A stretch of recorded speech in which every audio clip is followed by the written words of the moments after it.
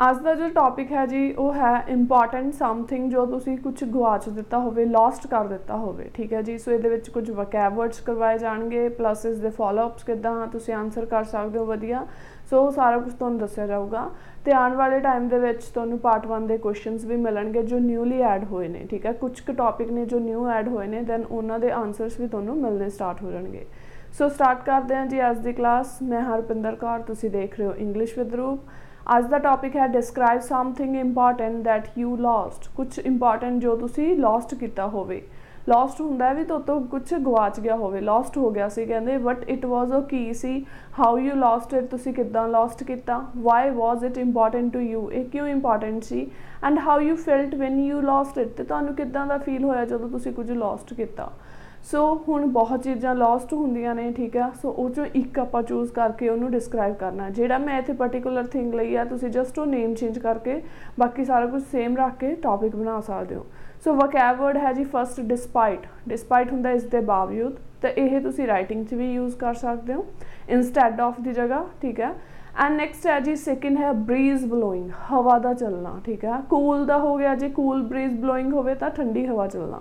Third है जी gloomy. Gloomy हुंदा like sad जा एक्सपीरियंस, डिप्रैसिंग जा एक्सपीरियंस रहा होवे। Next precious. प्रीशियस हुंदा बहुत ज़्यादा कीमती।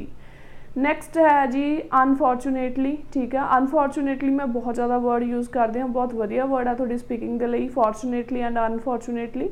अनफॉर्चुनेटली हुंदा बदकिस्मती नाल, दुर्भाग्य से, ते फॉर्चुनेटली इस तो ऑपोजिट, खुशकिस्मती नाल। नैक्सट है लॉस्ट इन थॉट। एक ईडियम है लॉस्ट इन थॉट का मतलब भी तुहाडे आले दुआले कुछ मर्जी होई जावे, तुसीं अपने ही ख्यालों च खोए हो, मतलब कि जो तुहाडे नाल रीसेंट कुछ भी हैपन होया होवे। नैक्सट है डाउन इन द डम्स, बहुत लो फील करना। ठीक है, बहुत बैड फील करना, ऑफुल फीलिंग। रीट्रेस। रीट्रेस का मतलब कि उही जगह नूं ट्रेस करना जिथे तुसीं पहलां गए सीगे। नैक्सट है प्रॉबेबली। प्रॉबेबली हुंदा पॉसिबिलिटी। बिटर। बिटर हुंदा जिन्हों आप कहने आ कौड़ा। ठीक है, कड़वाहट। सो आप इसकी स्टार्टिंग करांगे, पहला इंट्रोडक्शन देवांगे। कहने nobody really likes to lose anything.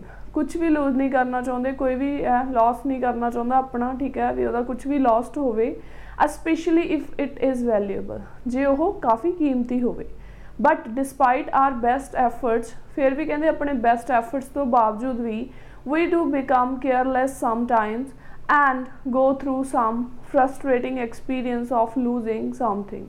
कई बार कहते आप कुछ केयरलैस हो जाते हैं या कुछ सिचुएशनस हो जाती हैं जिहदे करके अपना कुछ ना कुछ गवाच जाता है। Today I would like to talk about one such experience when I lost my gold chain. So कहते मैं वो एक्सपीरियंस दसन जा रही हूँ जो मेरी गोल चेन लॉस्ट हुई होवे। सो कहते it was not only expensive chain but also quite close to my heart because it was gifted by my grandmother. ये सिर्फ एक्सपेंसिव ही नहीं सी, इस दे नाल ही कहते मेरे हार्ट दे भी बहुत क्लोज सी क्योंकि ये मेरे ग्रैंड मदर ने मैनू गिफ्ट की सी। It was one Sunday afternoon about 6 years ago when some of my friends asked me to play badminton। ये कुछ कहने 6 सालों की पहलों की गल है जो मेरे फ्रेंड्स ने मैंने बैडमिंटन खेडन लई कहा। एंड आई ऑबलाइज, तो मैं उन्होंने गल मान ली। Since the weather was nice with a cool and gentle summer breeze blowing all around. कहते वधिया सीगा, नेचर वधिया सीगा, वैदर वधिया सी, ठंडी हवा चल रही सी, गर्मियों के दिन सी। Of course I was wearing my chain that evening. Definitely कहते मैं वो वेयर की हुई सी जी चेन सीगी। ठीक है, of course I was wearing my chain that evening.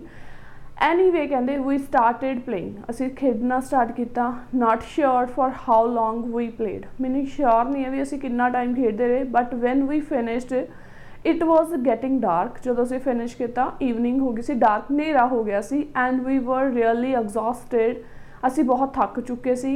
And ready to return home, तो असी घर नूं आउण दी तैयारी कर रहे सी। And after return home I realize that I have lost my chain. So मैनू रियलाइज होया कि मैं तो अपनी चेन है जी गवा चुकिया हाँ। I was initially shocked and confused when realizing that the chain has gone forever। कहते मैं बहुत स्टार्टिंग च मैंने बहुत शौक लग्या, कन्फ्यूज़ हुई भी मेरी चेन तो हुण मैंने मिलनी नहीं है, मैं लॉस्ट कर चुकिया। I went back to search for it the next morning but unfortunately I didn't find it. कहते मैं नैक्सट मॉर्निंग गया देखने लई, फाइंड करने लई, बट वो मैंने मिली नहीं। I was literally crying and lost in thought. कहते मैं बहुत बुरी तरह रो रही सी क्योंकि ये मेरे लिए बहुत कीमती सी, प्लस मेरे ग्रैंडमदर ने दिती सी, ते मैं अपने ही ख्यालों में खो गया। लॉस्ट इन थॉट्स भी मैंने पता ही लग्या, सुध बुद्ध ही नहीं रही भी मेरे आले दुआले की हो रहा है। I felt down in the dumps. मैं बहुत लो फील कर रहा सी। That I could not sleep at night. मैंने उस दिन नींद भी नहीं आई। Even though I knew that it was impossible to get my chain back. ये भी मैंने पता सी भी हुण मेरी वो चेन वापस तो मिलनी नहीं। सो कहते it was a gloomy experience that I still remember. So एक ग्लूमी एक्सपीरियंस है जो मैंने हुण तक याद है। ठीक है जी। सो तुसी कोई भी जिहड़ी चीज़ तुहाडी लॉस्ट हुई होवे उसनूं प्लेस करके बाकी सारे सेंटेंस सेम रख सकते हो। फॉलोअप्स ने जी इसके कहते what kinds of people may lose things often. अक्सर किदां दे लोग अपनी चीज़ां गवा दिंदे ने। फॉरगेटफुल पीपल किहड़े हुंदे आ जो भुलक्कड़ लोग होण। People who get older and forget they became old and can not remember where they placed something. उन्होंने याद ही नहीं रहिंदा उन्होंने कित्थे प्लेस कीती सी। Moreover may be the super rich who have much money it would not worry them. कई कहते रिच पर्सन क्योंकि उन्होंने टेंशन नहीं होंदी। एंड कहते also people who have a bad memory and are unorganized tend to lose things often. या जिन्हां दी bad memory हुंदी आ वो कहते अपनी चीज़ां रख के भुल जाते, उन्होंने याद नहीं रहिंदियां। सैकेंड क्वेश्चन है what can we do to prevent losing important things. आपां कहते किवें बचा सकते हैं भी आपां ना अपनी चीज़ां नूं गवाचीए। कहते the first thing that we can do to avoid losing crucial things is to make a list। एक लिस्ट बनाई जाए and we can take extra care of our belongings। ते आपां अपने समान दी extra care करिए। we can keep our eye and attention on things that we are carrying with us। ते आपां ध्यान रखिए। ठीक है। attention can only help us not lose things। जे आपां attention रखांगे तो आपां चीज़ां नहीं खवावांगे। थर्ड क्वेश्चन है what would you do if you saw something valuable but did not belong to you on the street. So कहते अगर तुसी कुछ इदां दा देखते हो भी रोड ते पिया वो थोड़नों बिलोंग नहीं करता, मतलब कि वो थोड़ी चीज़ नहीं है, दैन तुसी उस नाल की करोगे जे थोनों सड़क ते पिया कुछ मिल जाता है किते भी।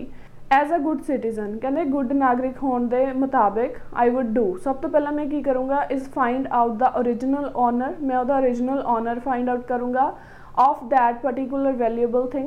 if it is a purse or a vehicle I would definitely report to the nearest authorities or the police station so they can find the owner and return that things। सो कहते मैं उहदे ऑनर नूं find करूँगा, near जिहड़ा भी कोई police station होगा उत्थे इतला करूँगा ताकि उहदा ऑनर मिल सके तो उसनूं उहदी चीज़ वापस हो सके। नैक्सट है what kind of things have you lost so far.